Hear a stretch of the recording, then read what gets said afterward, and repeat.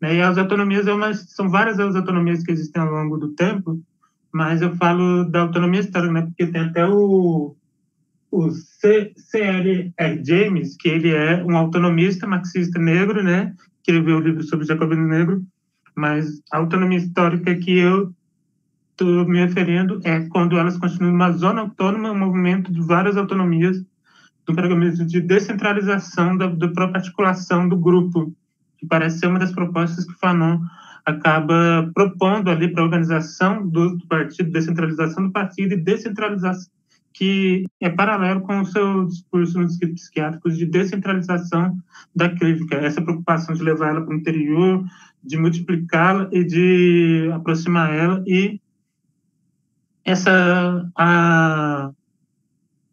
influência parece ser percebida não tanto só na influência de um Fanon isolado como teórico, mas como o movimento das lutas anticoloniais como um todo. Está lá uma coisa que ficou muito presente tanto no Maio francês, no movimento dos direitos civis americano, é a presença do Mao, seu paradigma de insurreição, de organização de disciplina para insurreição. E isso aparece ali na Gera de Fanon com a FLN mesmo. Essa, como a gente pode ver no livro, no filme e no livro, né, A Batalha de Argel. Aí, como você enxerga, porque parece que em maioria do movimento negro ou de outros movimentos teóricos que vão reivindicar mesmo Fanon e se chamar fanonismo, parecem que a maioria não reivindicam esse paradigma novo de organização descentralizada, porque essa exclusão do debate do paradigma de organização da luta, né, que não dispensa o centralismo, mas é um centralismo descentralizado, mais descentralizado ainda, que o Fanon aparece, que para mim aparece tanto na crítica à instituição psiquiátrica, tanto no questão também de serviço, né, eficiência, e tanto de organização, né, dela, como na política ele também propõe essa questão e não aparece tanto nos críticos e nos estudiosos do Fanon. É uma questão muito interessante essa, porque eu concordo, né? O Fanon, ele é parte de um processo que é mais amplo, que as lutas que são as lutas de libertação nacional, que não estão acontecendo só na Argélia, está acontecendo em Gana, está acontecendo na Tunísia, está acontecendo na Ásia, né? Se a gente pensar a derrota da França em Dien Bien Phu, se a gente pensar a Conferência de Bandung em 54, se a gente pensar o papel da Revolução em Gana, o papel do Kwame Nkrumah, o papel especialmente do Kwame Nkrumah no fomento a novos arranjos, né? E ao mesmo tempo é um momento de muita crítica e até de uma certa decepção com os partidos comunistas, inclusive, que se burocratizaram completamente.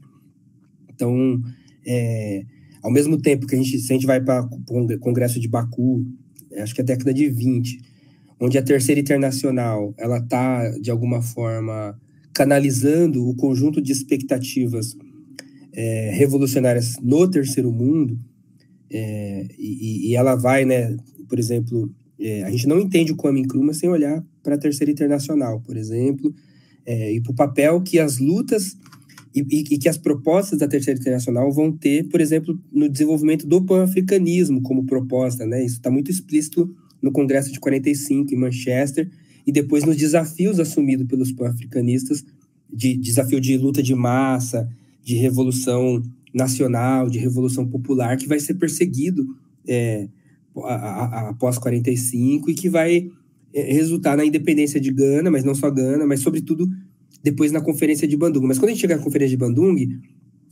a gente já tem consolidado um não alinhamento, né? Já é a Segunda Guerra Mundial, desculpa, a Segunda Guerra acabou em 45 e a gente já está na chamada Guerra Fria, e há, nesse momento, um desgaste já desse lugar de centralidade que a União Soviética ocupou durante as décadas anteriores, e há a tentativa de busca por outras alternativas. Mas há também um desconforto em relação à burocratização dos partidos comunistas, dos sindicatos na Europa, inclusive, né? Então, mesmo na Europa, você vai ter setores autonomistas, ou um conjunto infinito de rachas que vão acontecendo no interior das esquerdas, né? Então, o Fanon, ele emerge desse contexto, um contexto de onde, aliás, né, uma das questões que está presente na Terceira Internacional é uma certa cartilha que tem a experiência soviética como horizonte, né?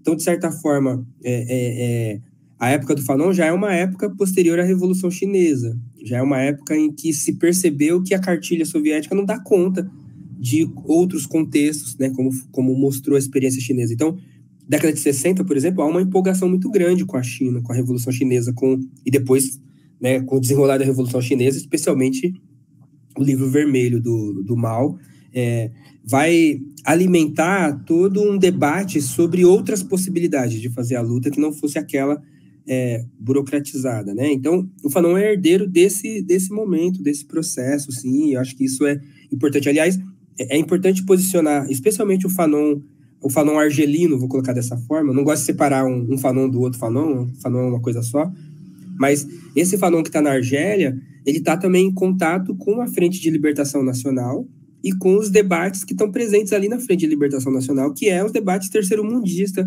de Bandung. É um pan-africanismo anti-imperialista e muito próximo, no caso da Argélia, com as discussões do Nasser, do pan-arabismo e de um conjunto de tentativas de outros eixos, né? No caso de Bandung, por exemplo, para quem não sabe, é um momento em que algumas lideranças revolucionárias vão abrir mão de se posicionar, seja para o leste, União Soviética, seja para o oeste, Estados Unidos, ou como o debate era apresentado na época, né? O debate era, ou você era comunista, então se você fosse comunista, isso implicava seguir a cartilha russa, ou você era capitalista e isso implicava seguir a cartilha estadunidense. E aí vai ter uma série de revolucionários, inclusive comunistas, que vão dizer, olha, queremos um outro caminho, não é a terceira via da social-democracia, queremos um outro caminho revolucionário que não tenha essa polarização como eixo, né? Então, a Conferência de Bandung, ela surge nesse contexto, lá em 54, se eu não me engano. Então, o Fanon, ele é herdeiro desse processo. Eu acho que isso é fundamental dizer, não só individualmente, mas porque a luta que ele se engaja é uma luta que ocorre nesse contexto e que é possibilitada internacionalmente, inclusive por esse contexto, né? Então, a gente tinha, por exemplo, na Itália, por exemplo, um cara como Giovanni Pirelli fazendo articulações entre revolucionários iranianos, revolucionários chineses, revolucionários argelinos, e assim como havia um circuito de discussões sobre outras possibilidades que tentavam buscar outros caminhos, né? Agora, eu acho que então tem uma perspectiva autonomista nesse sentido, mas eu não acho que é um autonomismo nos termos do TAS, da Zona Autônoma Temporária. Eu acho que é um autonomismo no sentido de um não alinhamento, mais daquilo que o Lumumba colocava como um neutralismo diante dessas duas grandes forças que se apresentavam na Guerra Fria. Mas, ao mesmo tempo, se a gente lê, por exemplo, Sociologia de uma Revolução, ou se a gente lê os textos, né, os chamados escritos políticos, que são os textos que o Fanon escreveu para o El Mojarrid, a gente percebe ali, ao mesmo tempo, né, uma aposta na luta de massas e no inflamar no inflamar popular, no inflame popular, mas, ao mesmo tempo, tem uma preocupação ali com a articulação, com a canalização desse inflame para que ele tenha uma certa finalidade. E aí eu acho que há uma diferença muito grande de como vai apresentar, por exemplo, o TAS, na ideia, o Hakim Bey, por exemplo, na ideia de uma zona autônoma temporária. Eu acho que o Fanon não está nessa tradição, ele está numa tradição mais Rosa Luxemburgiana, assim, se a gente quiser, que dá muito mais importância para as explosões espontâneas da classe do que propriamente uma burocracia, mas ao mesmo tempo ele vai estar muito preocupado com a canalização. E aí, para ele, quem pode fazer esse papel de canalização são as organizações que vão não só ouvir a explosão, mas vão também disputar a explosão para uma certa finalidade revolucionária. Aqui ele está trabalhando nos termos do comunismo do século XX, nos termos mais clássicos, na ideia de vanguarda, ainda que ele não use esse nome, né? Pelo menos é como eu leio os escritos políticos e depois os condenados, né? É muito interessante, se a gente lê os condenados, do começo ao fim, você tem a impressão de que ele está narrando um processo revolucionário do início até o dia seguinte, né? O Lenin fala que é muito fácil fazer a revolução, o problema é o dia seguinte. O Fanon não tratou do dia seguinte, mas ele faz uma puta etnografia dessas explosões, descontentamento, primeiro da violência colonial, né? O colonialismo é violento, e ele começa demarcando isso no capítulo 1, mas depois ele vai mostrando o caminho do militante que percebe essa violência, que tenta problematizar, mas que esbarra nos seus limites, né? Por exemplo, os limites urbanos da militância organizada, que não conhece, num país como a Argélia do século XX, né? Era uma Argélia praticamente rural, e aí você tinha um militante que era todo letrado em questões urbanas, que não dialogavam com as necessidades das pessoas efetivamente, e aí ele vai narrando, aí esse militante foge da repressão, e ao fugir ele encontra o povo, e ao encontrar o povo, ele se permite ser o povo, e não só educar o povo, mas ser o povo, e ao mesmo tempo ser influenciado, e ele vai fazendo todo um trajeto até chegar numa revolução mesmo nacional, assim, e aí eu acho que tem uma dimensão da autonomia, mas é uma autonomia mediada por organizações, pelo menos é a forma que eu leio, mas ao mesmo tempo, uma mediação que se coloca a serviço da explosão, e não como o principal, não como o condutor dela. Essa mediação, né? A gente pode pensar nesse revolucionário como mediação, que não é o militante que faz a revolução. Se tiver uma revolução, se tiver uma transformação, são as classes, a massa, é o nome que a gente queira dar. Mas o papel do militante é fundamental para o Fanon, porque ele vai disputar os rumos, porque para ele não basta só explodir. Porque uma explosão que não é canalizada para um projeto de transformação, ela é só uma explosão. Ela é só ela não necessariamente... ela pode recuar para o Fanon para estágios, inclusive, mais violentos do que anteriormente, porque ele legitima agora, a explosão legitima agora uma reação, e essa reação, se não há uma organização para com a reação, o processo pode recuar para níveis ainda pior, né? Mas, ao mesmo tempo, essa dimensão mais autonomista, ela vai inspirar grandes rebeldias. Por exemplo, se a gente pegar o Black Panthers, a gente tem no Black Panthers um setor mais nacionalista, digamos assim, que meio que tem a raça como centro. Você tem um outro setor mais maoísta, digamos, e que vai tentar equilibrar raça e classe, mas vai ter também no interior dos Black Panthers, muito inspirado no Fanon, um setor autonomista, que vai pensar uma luta de organização de base, uma luta... e todo o Black Panther se beneficia disso. Não tinha só o Black Panther dentro do Black Power, né? O Black Power é um movimento, o Black Panther era uma das organizações do movimento Black Power.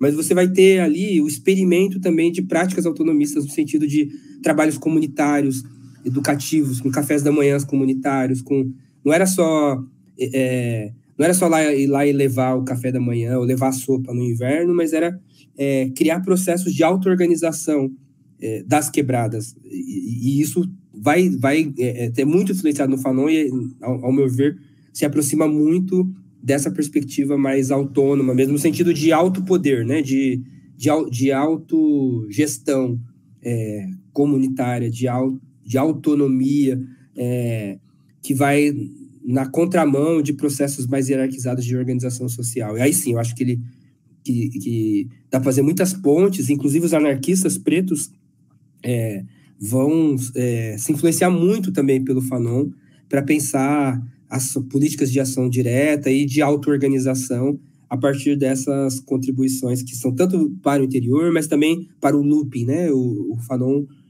está muito atento ao looping, né? Isso que o marxismo chama de looping, né? Aos miseráveis, aos condenados, Aliás, no francês, condenados não no francês é damné, né? Que vem lá da Internacional, né? Debout, les dames de la terre. Damné não é condenado em francês. Damné é lascado, fudido, arrombado, arregaçado, destruído. quebrado, Damné é muito mais que condenados, né?